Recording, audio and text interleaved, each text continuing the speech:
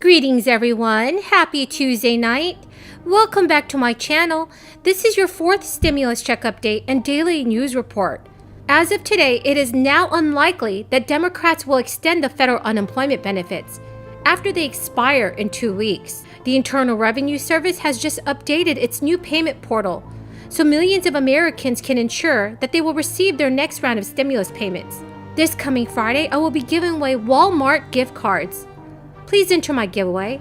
All you have to do is subscribe to my channel, like this video, and also please remember to leave a comment below.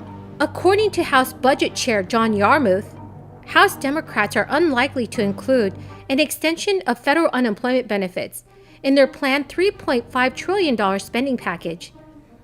The Kentucky Democrat told Insider, "I have not heard any interest in extending enhanced unemployment insurance. It's not been part of the discussion. All crisis aid programs for those experiencing joblessness are slated to expire at the federal level in just 2 weeks. That includes unemployment assistance for gig workers and freelancers, along with another federal initiative providing payments to people who maxed out state benefits." A recent analysis from the Century Foundation projected 7.5 million Americans will lose all unemployment aid after the expiration date of September 6, 2021. Representative Yarmuth's remarks serve as a candid assessment of an unemployment insurance extension's odds among House Democrats. Senate Democrats are also unlikely to pursue an extension due to resistance from moderates in the ranks. Senator Joe Manchin of West Virginia told Insider early this month that he did not support extending enhanced unemployment insurance. He stated, "I am done with extensions. The economy is coming back." Other moderates, including Senator Angus King of Maine, also indicated recently that he was reluctant to back it up. Right now, Democrats are using an arduous process known as reconciliation to secure passage of the $3.5 trillion spending plan to bypass Republican opposition, but it requires that Democrats do not break ranks.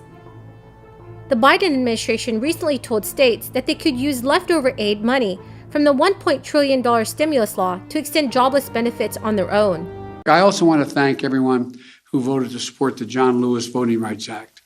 It's an act to restore and expand voting protections, to prevent voter suppression, and to secure the most sacred of American rights: the right to vote freely, the right to vote fairly, and the right to have your vote counted. The House has acted. The Senate also has to join them to send this important bill to my desk. And the Senate has to move forward on the People's Act, critical legislation to protect our democracy and the right to vote. We need both of those election bills. But let me now turn to Afghanistan. I've met this morning with my counterparts in the G7, as well as heads of the United Nations, NATO, and the European Union. I express my thanks for the solidarity we have seen as we've stood up an unprecedented global effort. I updated our partners on the significant progress we made in the past 10 days. As of this afternoon, we've helped evacuate 70,700 people just since August the 14th, 75,900 people since the end of July. Just in the past 12 hours, another 19 U.S. military flights, 18 C-17s and 1 C-130 carrying approximately 6,400 evacuees, and 31 coalition flights carrying 5,600 people have left Kabul just in the last 12 hours. A total of 50 more flights, 12,000 more people since I updated you this morning. These numbers are a testament to the efforts of our brave service women and men, to our diplomats on the ground in Kabul, and to our allies still standing with us. And we had a productive discussion.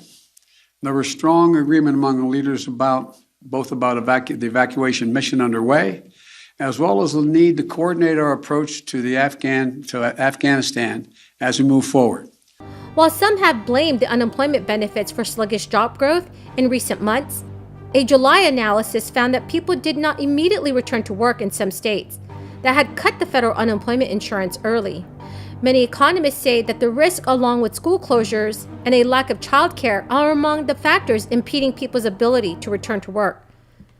Also, new research in August found that ending unemployment benefits early led to significantly less spending, a nearly $2 billion drop across the U.S. states that cut benefits in June. And as federal benefits are cut starting in September, researchers predict the rollback could lead to $8 billion less in spending throughout the months of September and October. So everyone, what are your thoughts on this? Please leave them in the comments section below. The Internal Revenue Service has launched a new feature on their online portal for families receiving child tax credit payments. The update to online portal allows families to quickly and easily update their mailing addresses via the already existing child tax credit update portal. This feature is very important for those who are receiving their child tax credit through paper checks instead of direct deposits. It's very important to update your mailing address via the portal's new feature to avoid mailing delays or have checks returned as undeliverable. Any family that is receiving payments can have their September payment and all future checks sent to their new address by using the portal and to make the address change request permanent. Important to note, in order for the September payment to come to a new address, you have until midnight Eastern Time on Monday, August the 30th, in order to complete the request. You can still make changes after that date, but if you do not complete the request by that deadline, it is likely your September payment will either be delayed or returned to the Internal Revenue Service. As an added benefit, an address change in this portal also effectively changes your address across all IRS information systems.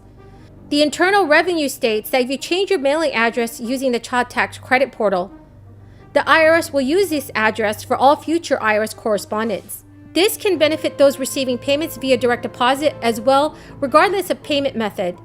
You will be receiving a year-end summary statement of payments of the child tax credit, which will be sent through the address on file. This means that even if you are one of the majority of families who are receiving direct deposit, you should still use the online portal to update your address, even if you're not receiving paper check statements.